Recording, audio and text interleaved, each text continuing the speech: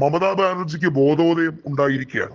കോൺഗ്രസിന്റെ ആസ്ഥാനത്ത്, അതായത് ന്യൂഡൽഹിയിലെ കോൺഗ്രസിന്റെ കേന്ദ്ര ആസ്ഥാനത്ത് ചെന്ന് സോണിയാഗാന്ധിയുടെ അടുക്കൽ ചെന്ന് അവരെ ആശ്ലേഷിച്ചുകൊണ്ട് പറഞ്ഞു, എന്നെ രക്ഷിക്കണം മാഡം ജി.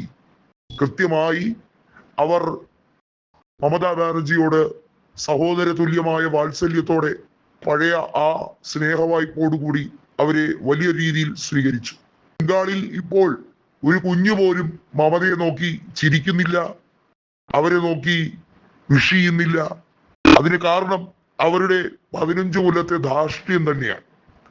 അധികാരം കിട്ടിയപ്പോൾ കോൺഗ്രസിനോട് കാണിച്ച ധാർഷ്ട്യം, അതിനുശേഷം ഒരു ജനതയോട് മുഴുവൻ കാണിച്ച ധാർഷ്ട്യം, കമ്മ്യൂണിസ്റ്റുകാരെ ഇല്ലായ്മ ചെയ്തു കളയാം എന്ന് വിചാരിച്ച് എന്ത് പിറപ്പുകേടും കാണിച്ച മമതയ്ക്ക് കാലം കാത്തിരുന്നത് ഏറ്റവും വലിയ കയ്പുനീര് തന്നെയാണ്.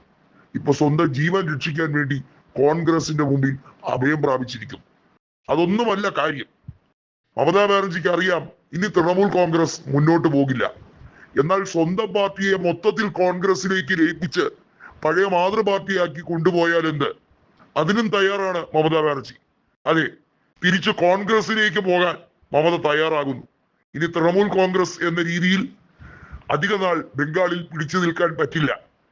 ബംഗാളിൽ മമത അധികാരത്തിൽ ഇരുന്നപ്പോൾ കാണിച്ചു കൂട്ടിയ സകലമാന നെറുകേടുകളിൽ അത് കൃത്യമായി തിരിച്ചടിയായി വരുമെന്ന് ഉത്തമ ബോധ്യമുള്ളത് കൊണ്ട് തന്നെയാണ് മമത പഴയ മാതൃപാർട്ടിയിലേക്ക് സ്വന്തം പാർട്ടിയെ ലയിപ്പിക്കാൻ തീവ്ര ദീക്ഷ എടുത്തിരിക്കുന്നത് എന്ന് വേണമെങ്കിൽ പറയാം. അതായത് 98-ൽ തൃണമൂൽ കോൺഗ്രസ് സ്ഥാപിച്ചത് തന്നെ കോൺഗ്രസിന്റെ അംഗത്വം രാജിവെച്ചുകൊണ്ട് മമതയും അനുയായികളായ കുറച്ച് കോൺഗ്രസ് നേതാക്കളും ചേർന്നാണ്. അതായത് ഒരു റാഡിക്കൽ മൂവ്മെന്റ് എന്ന രീതിയിൽ കോൺഗ്രസിന്റെ മോഡറേറ്റ് സമീപനം ശരിയല്ല എന്ന് കരുതി ഒരു എക്സ്ട്രീം റാഡിക്കൽ സമീപനം, അതായിരുന്നല്ലോ തൃണമൂൽ കോൺഗ്രസ്. ഇപ്പൊ 29-ൽ 20 പേരും BJP-യിലേക്ക് പോകുമ്പോൾ ബാക്കി 9 പേരെയെങ്കിലും കൃത്യമായി നിർത്താനുള്ള നീക്കം. അതിനുവേണ്ടി തൃണമൂലല്ല കോൺഗ്രസിലേക്ക് മർജിപ്പിക്കേണ്ടി വന്നാൽ അതിനും തയ്യാറാണ് താൻ എന്ന് പറഞ്ഞിരിക്കുകയാണ് മമതാ ബാനർജി. ഒത്തൊരുമിച്ച് നിന്നാൽ എല്ലാവർക്കും കൊള്ളാം എന്നൊരു വാക്യം മാത്രമേ സോണിയാഗാന്ധി ഉരുവിട്ടുള്ളൂ എന്നാണ് പുറത്തു വന്നിരിക്കുന്ന റിപ്പോർട്ടുകൾ. അതെ, ബംഗാളിൽ 29 തൃണമൂൽ MP-മാരിൽ 20 പേരും BJP-യിലേക്ക് ചേരാനുള്ള നീക്കം വരുമ്പോൾ 9 പേർ കോൺഗ്രസിലേക്ക് ചേരാനുള്ള നീക്കമാണ്. മഹുവ മൊയ്ത്ര, സൈനി ഘോഷ് എന്നിവരൊക്കെ ശക്തമായി ഇന്ത്യ മുന്നണിയോട് ഒപ്പം ചേർന്ന് നിൽക്കുന്നവരാണ്.